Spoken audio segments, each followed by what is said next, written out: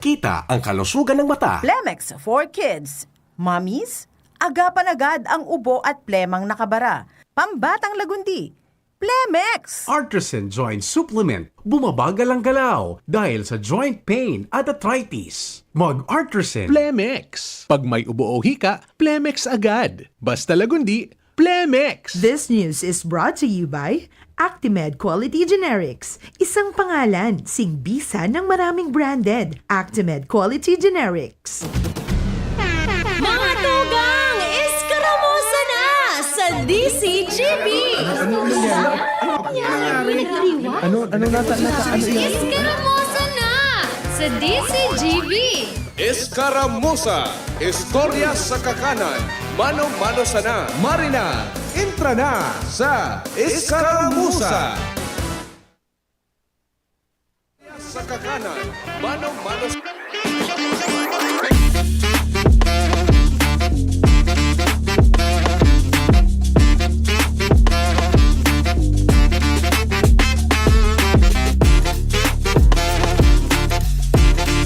Marahay na pagka-udto na po.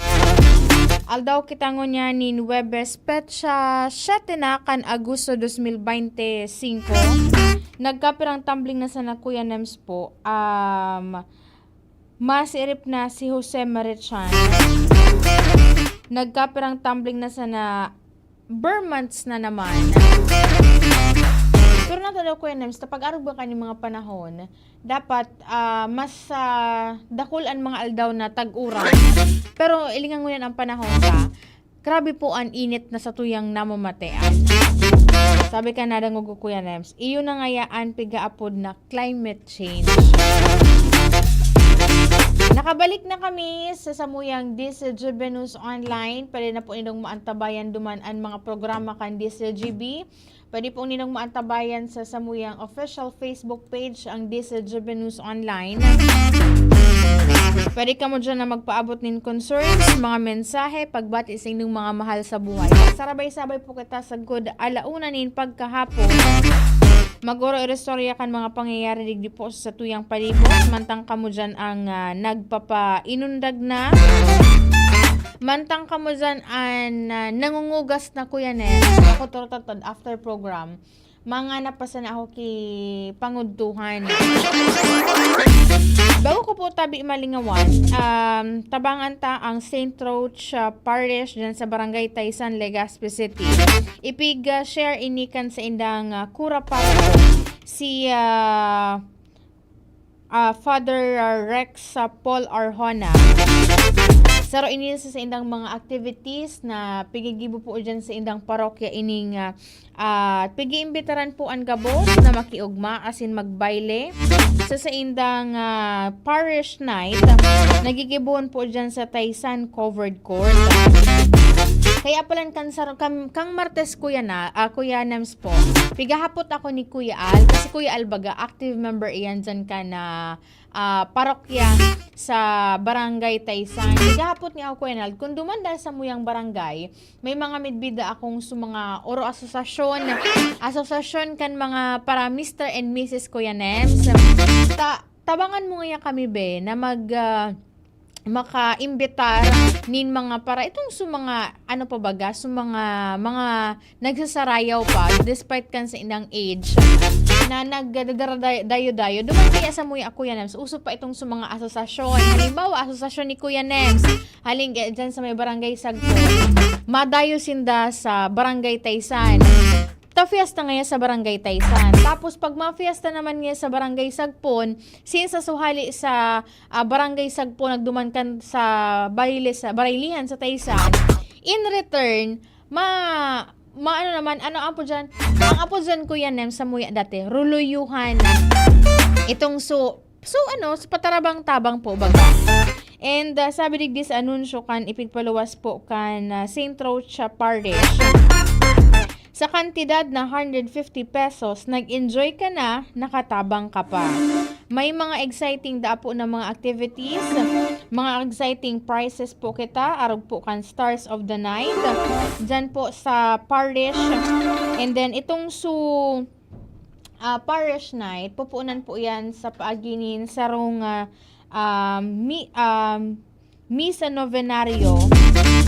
Tapos, ang proceed po kaiyan, iyo po ang church expansion project. Kung mahiling po kayo nito dyan sa Saint Roach Parish sa Barangay Taysan, padagos man po ang pag-inguwa ni Father Rex na mas mapahiwas itong susaindang espasyo na tanganing mas makapag-akomodar nin mas dakol pong mga maaratindir nin misa. Kaya ito po ang sindang anunsyo po dyan sa St. Roach Parish alas 6:30 nin pagkabanggi. Turutod-tood po tabian na pagkahapon. Ang parish night, gigibuhon po tabian sa Taysan Covered Court. And then sa kantidad na 150 pesos, exercise ka na kan sa imong mga muscles. At the same time, makakapag-contribute ka pa, makakatabang ka sa sa indang proyekto, ini pong church expansion. And then, ang sabi digdi, itong 150 pesos da Kuya Nems po, ang inclusion na ka ito, with free one drink, it's either beer or soda, may complimentary pulutan and exciting prices para sa Stars of the Night. And then igwa pa Kuya Nems na premyo duman sa biggest group. Halimbawa, andara mo dyan mga sanggatos katao na miyembro kan sa indong asosasyon sin federasyon. May may prize po yan. Hali po dyan kay Father Rex Arhon. And kasuha po nakalihis makayang aldaw, pinuna na itong Taisan Festival dyan sa Barangay Taysan, Legazpi City. And sunod-sunod naman po ng mga activities ang nakatalaan po na gibuon sa barangay.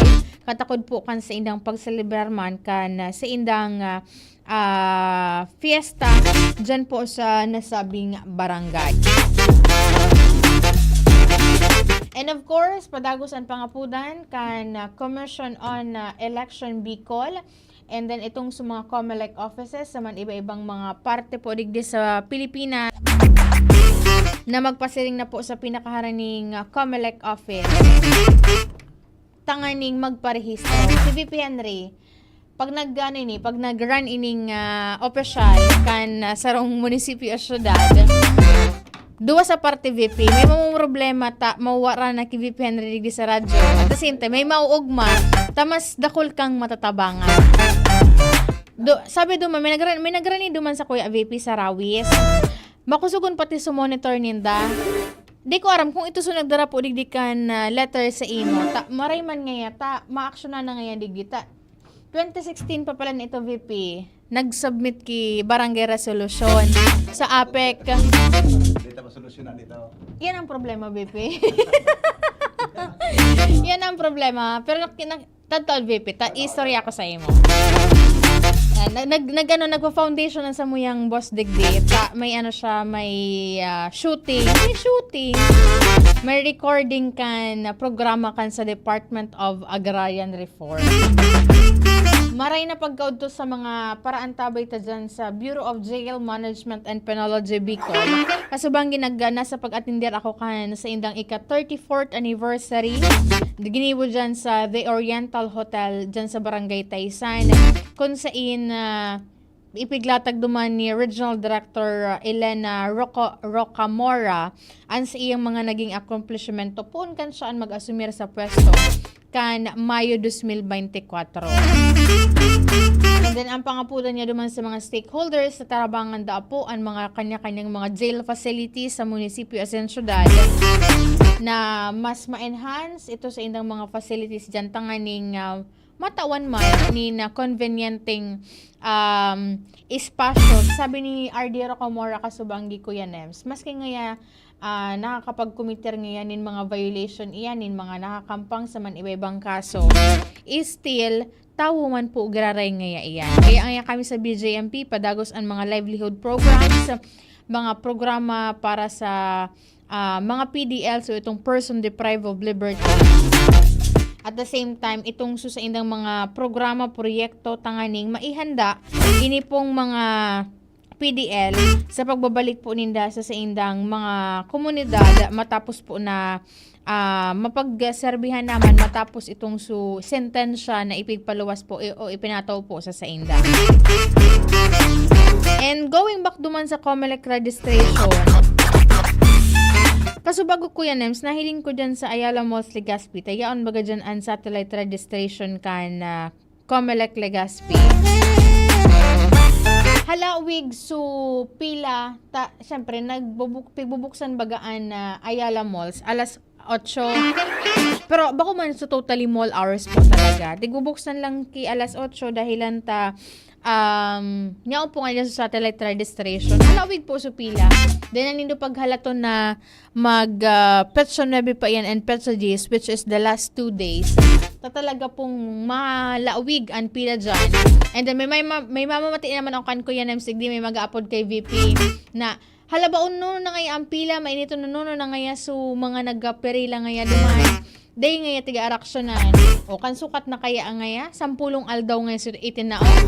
Natataw ugali pati Kuya Nems kan mga Pilipino. Pag daw ako minsan, iyo man ang ugali ko Kuya Nems, pag kuno arin kaipuhan, ngo arin ngaya due date, saka lang ngaya maipos na mag-asikaso. And then, syempre, kung kamuan mapasiring po dyan, siguruhon po tabi nindo na igwa na kamo ni na mga magakanigong dokumentos na kapag ready na sa inyong mga form, na ibugtak na duman sa mga pangaran, mga detalles na kaipuhan, takaning madali po ang proseso. Maray na pag-auto kay Ma'am Ana Peña Campo, pakibati da po ang sa iyang agom, perming nagdadangog, si Sir Chris Campo, salamat da po, and then kay Sir Pio Fernandez, nakaantabay po ngunya na pagkahapon. Tataping, day po nasususugso, may